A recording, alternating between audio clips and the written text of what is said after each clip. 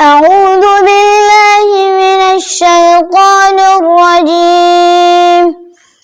بسم الله الرحمن الرحيم. لا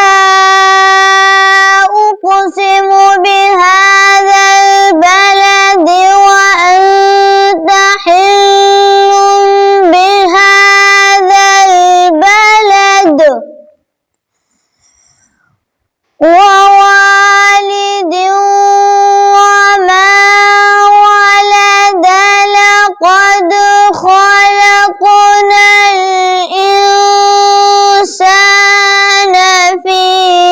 كبد أيحسب أن لن يقدر عليه أحد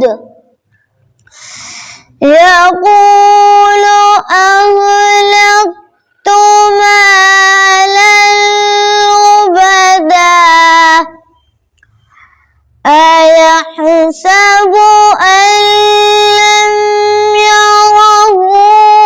أحد ألم نجعل له عينين ولسانا وشفتين وهديناه النجدين فلاقتحم العقبة وما أدراك ما العقبة فك رقبة أو إطعام في يوم ذي مسغبة يتيما ذا مقربة أو مسكينا ذا متربة ثم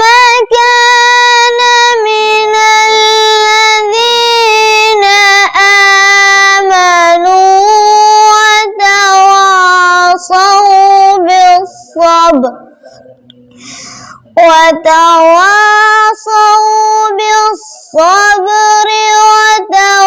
وتواصوا بالمرحمة أولئك أصحاب الميمنة والذين كفروا بآياتنا هم أصحاب